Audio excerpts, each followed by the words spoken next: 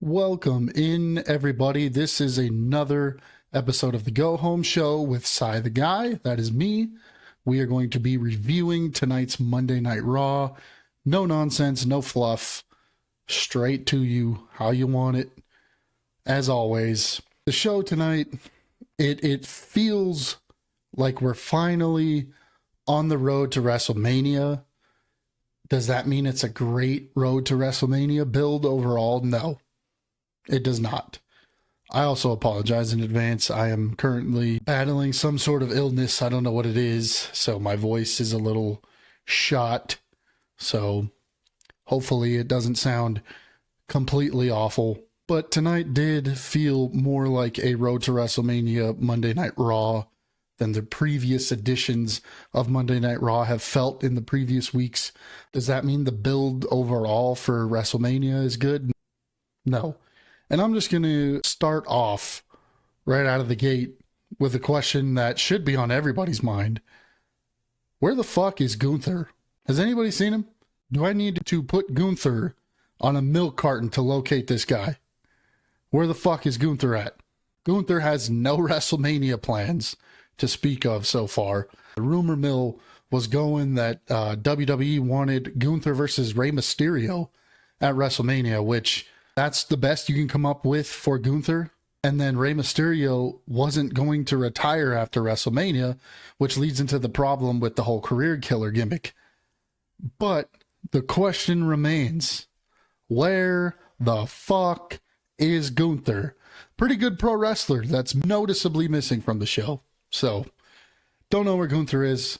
Just goes to show you how WWE is just throwing shit at the wall, hoping it sticks now for this WrestleMania build this year. No Gunther on the show at all. LA Knight was visible for maybe a total of 2 minutes again. So those are two of your biggest stars that are fan favorites. Gunther's a heel, but the fans understand how good Gunther is. Now, he's not everybody's cup of tea, don't get me wrong, but Gunther is fucking fantastic at what he does. So Gunther's not on the show. LA Knight's visible for a total of maybe 2 minutes, if that. Two of your biggest stars. You have no idea what the fuck you're doing with them. So don't give WWE any passes just because we've been getting some more of the build.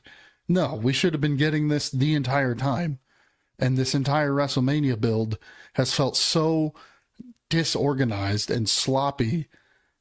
It's pathetic. Outside of Reigns and CM Punk and Rhodes and Orton and Oba and Lesnar, what else do you care about right now?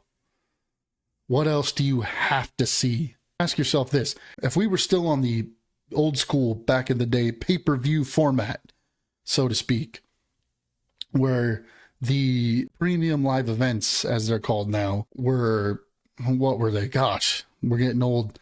I think it was $50 maybe or so, a pay-per-view. So ask yourself this.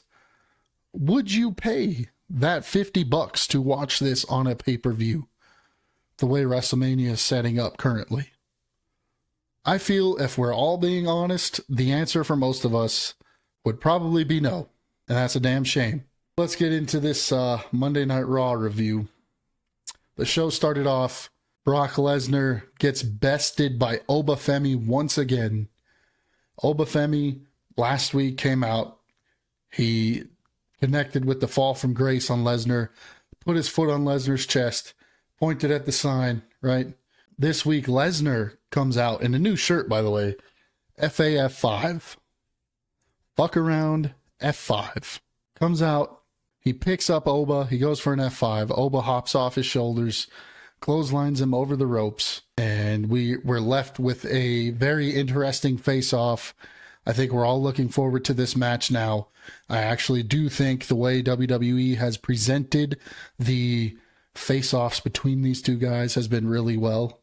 They've done it really well. And I'm pretty sure everybody would say we're looking forward to this match now at WrestleMania. Is it going to be a barn-burning 5-star classic? No, of course not. We're going to get that classic Lesnar-Goldberg 10, 12-minute match.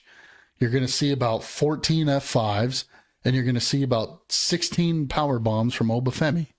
And that's it. And quite frankly, in these monster versus monster clashes, that's all you need. It's more spectacle than anything. And that's okay. It's okay to throw some of that in on WrestleMania. I think it's going to turn out well. Brock, all these loser ass outlets were reporting this entire time. Hey, Lesnar doesn't want to do business. Lesnar doesn't want to put over Oba. Bullshit. Lesnar is going to put over Oba. Oba looks like a beast already. No pun intended. And it's all because Brock Lesnar has sold his ass off for him 2 weeks in a row.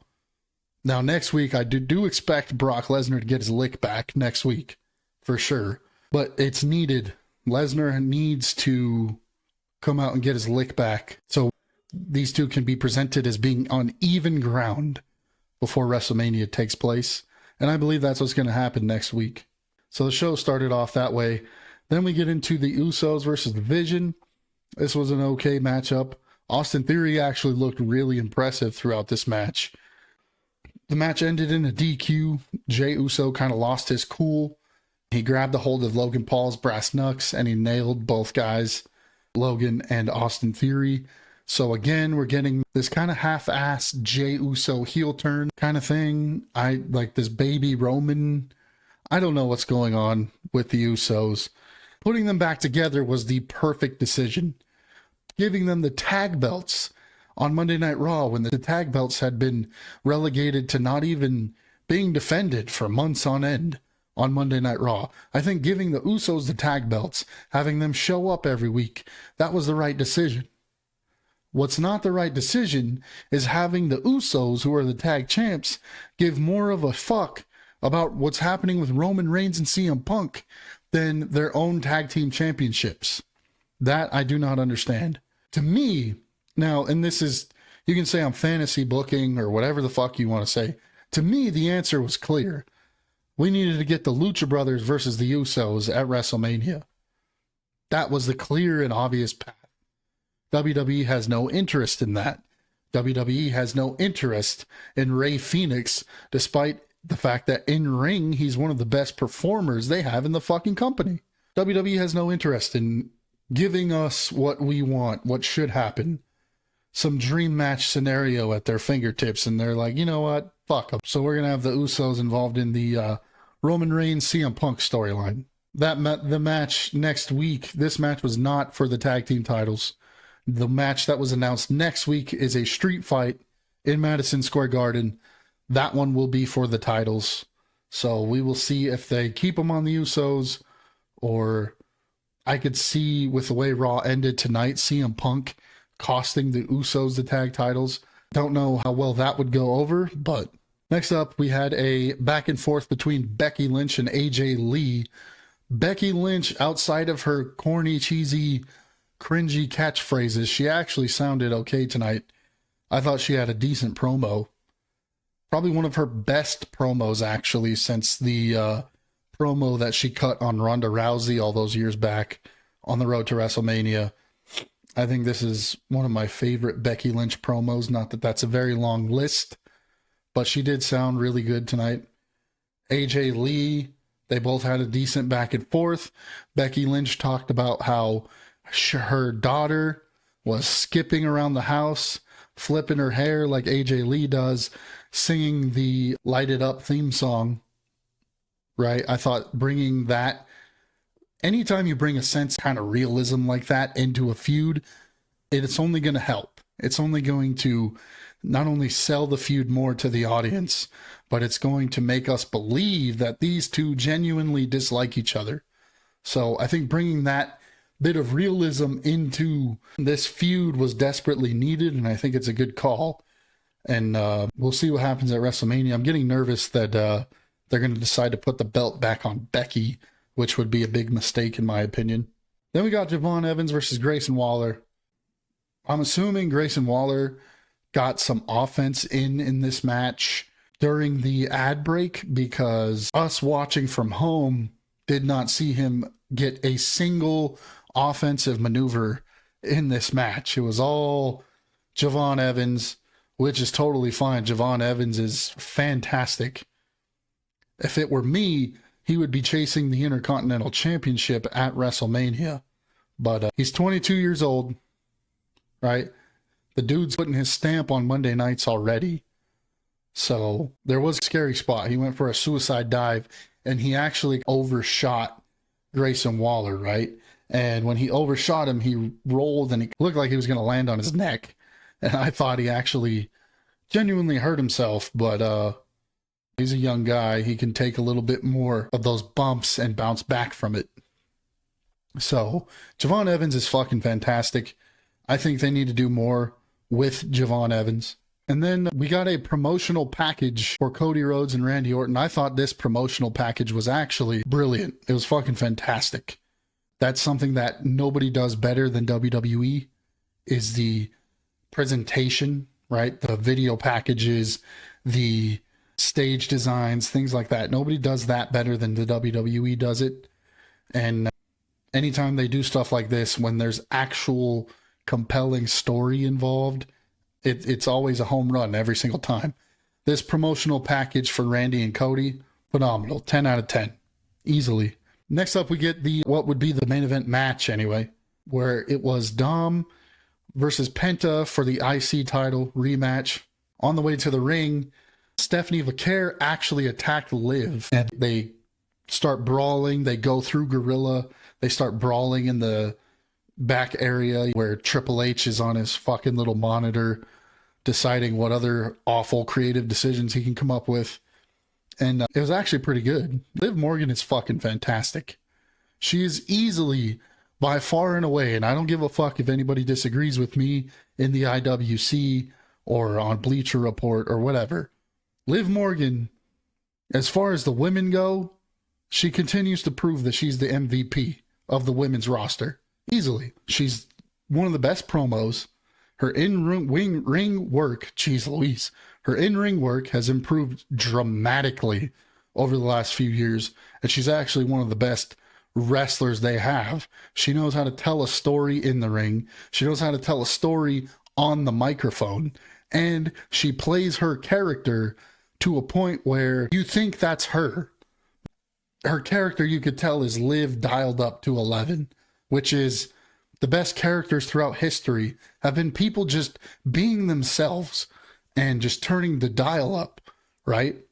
The reason why is because it feels so natural. And Liv Morgan has gotten to that point. I believe she's the MVP of the women's division, and it's really not even that fucking close. And she should be the world champion after WrestleMania.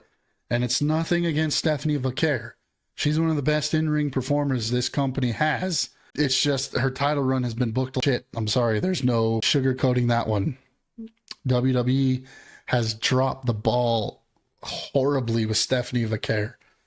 And it's none of her own doing. So creative needs to step it the fuck up. It was really a quick match. It was actually kind of a sloppy match, which I wasn't expecting. Both guys seemed disorganized. They weren't clicking. We've seen in the past. We've seen these two work very well together previously. It just seemed like they weren't clicking and firing on all cylinders like usual. I don't know if it's because they knew they were going to have a short match. It was a pretty short match. But really, in the end, Finn Balor just comes out, screws Dominic out of the IC title, which we all kind of saw coming, right? And Finn Balor beats up Dominic Mysterio, beats up JD McDonough afterwards. And we are off and running to WrestleMania. I honestly don't think this feud needs the Demon. I don't think the Demon needs to show up at WrestleMania at this point. Unless you're going to have to do something very drastic between these two to get me to believe that the Demon version of Finn Balor needs to show up at WrestleMania. Because right now he doesn't. I think this version, the regular Prince Finn Balor, I think the Prince version of Finn Balor can beat Dominic Mysterio at WrestleMania, and it should be fine. So, if the goal of this feud is to get Finn Balor back to the point where he's a main eventer, I'm all for it. Because that has been long overdue. Finn Balor should absolutely be a world champ again. Absolutely. So, we'll see what they do with it. It's not just about the getting to WrestleMania and making that a good show. That is a part of it. But a lot of what you should be thinking about is what happens after WrestleMania. So if you're going to commence this storyline with Finn Balor beating Dominic Mysterio at WrestleMania and then do nothing afterwards, it's a waste of fucking time. And we've seen WWE do stuff like that time after time. So it's hard to trust this company with decisions like that and follow up and getting us to give a shit outside of WrestleMania when they're trying to sell tickets and make more money. And WrestleMania is supposed to appeal more to the casual audience anyway, and not the actual fans that are going to be there watching after week. So next up, we get into the CM Punk Roman Reigns, what was supposed to be, I'm assuming, a face-off. CM Punk comes out. He says what pissed him off is who it came from, not what was said. He says he doesn't cover up his gray hairs with Just for Men the way Roman Reigns does. He says if Roman looks at him and sees an old man, then he's already lost. He's going to tie him in knots at WrestleMania when Roman is gasping for air and all of the oil and jizz that he covers himself with dries up. He's going to catch a GTS and wake up Monday morning. Pretty good line. It was a decent line. I think it's more just kind of a shock factor because you don't really hear that on WWE TV especially. So I think I could see all the little goobers in the audience. Oh, he said jizz. Holy shit, CM Punk said jizz. Fucking virgins, man. Jay interrupts CM Punk. Jay comes out. Jay's talking to him in the ring. Actually, couldn't tell you what he said. I am so beyond done with I'm getting Jay Uso fatigue at this point. We should make that a trend. Hashtag Jay Uso fatigue. I like. Jimmy should get a solo push, if you want me to be perfectly honest. Jay, I'm over it. Jimmy comes out. He tries to calm Jay down as he's going off on CM Punk. Jay says all CM Punk does is come out and talk shit about his family. Roman isn't out here, but I am, Jay says. Roman then makes his entrance. He comes out. He tells Jimmy, get your brother and get out of my ring, is what he says to Jimmy. Which, it's a little detail. It's a minor detail. But that's what you're going to get on this show when you come to me and you watch what we have to say on this channel. You're going to get details. One detail I don't like here is Roman going up to Jimmy and talking to Jimmy saying, you need to get your brother and you need to get the fuck out of here. How does that make sense when Jay's the one that went out there and Jimmy was trying to get him to get the fuck out of there in the first place? Makes no sense. Right? And you know what? I was debating going off on this rant.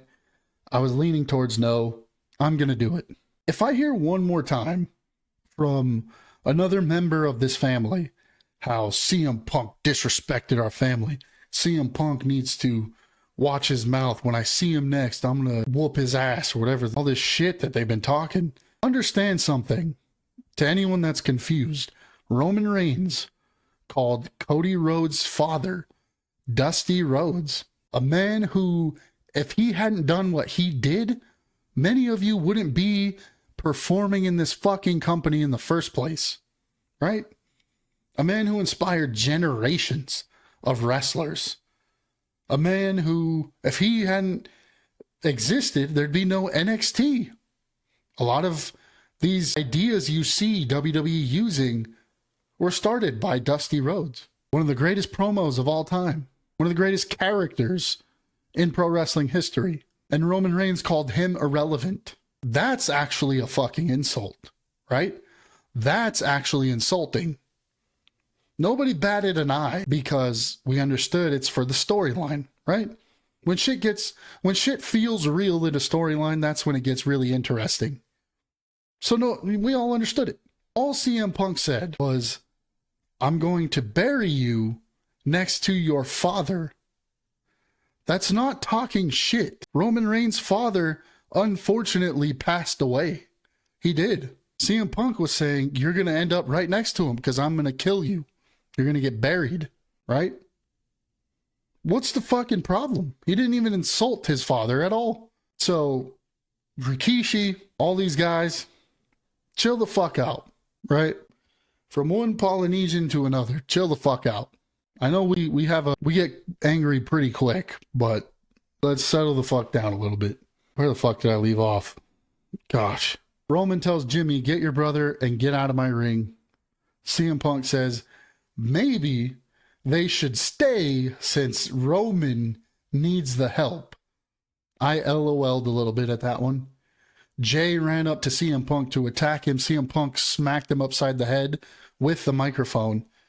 Jimmy went and grabbed Punk, and Roman Reigns Superman punched him from behind. And the Usos exit out of the ring. Now you got security in here. That's another thing.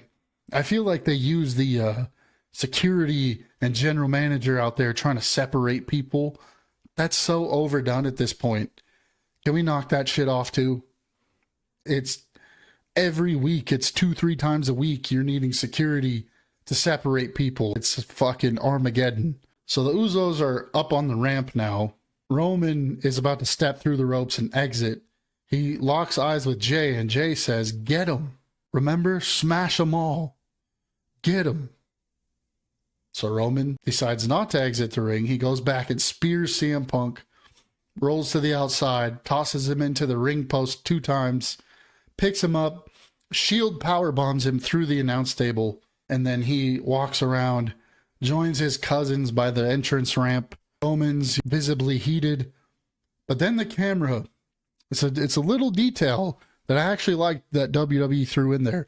The camera goes back to CM Punk, and you hear either Corey Graves or Michael Cole, I don't remember who said it. You hear one of them say, is he laughing? The camera goes to CM Punk, and sure enough, you see CM Punk laughing, and the staff is trying to help CM Punk. And he's laughing while rolling around in pain at the same time. He's laughing and he looks at the staff for Monday Night Raw and he says, I don't need help. He needs the help. And he's laughing. I thought that was a really good little detail. I think without the physical attack by Roman Reigns tonight, I think this would have sucked ass. But with the physical attack, I think that's what took this over the top, so to speak. Did it further my excitement any? Maybe a little, just because I'm interested to see the follow-up. Do I think verbally the guys, Roman and CM Punk, I think maybe verbally they're starting to run out of steam, which is, I hope is not the case, but I hope we didn't throw our haymakers early and now we're out of gas down the stretch.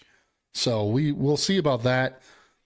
Overall, it was an okay Monday Night Raw. It was nothing legendary, but it was decent. Furthered some stuff it needed to further. But I will ask what I started the show with. Where the fuck is Gunther? If anybody can figure it out, let me know, right? Because this is beyond ridiculous. I'm going to get out of here. I'm going to probably drink some honey and warm water and salt and all that nasty shit that's supposed to help my voice. Let me know in the comments what you guys thought of Monday Night Raw. I thought it was okay. Mid Monday Night Raw, especially considering the fact that we're on the road to WrestleMania. Outside of Oba and Brock, outside of Punk and Roman and Cody and Orton, there's really nothing to sink your teeth into and give a fuck about. So let me know how you guys are feeling on the road to WrestleMania, and I will see you next time. This has been the Go Home Show. Cy the Guy. Like, follow, subscribe, man. You know what it is. Have a great night.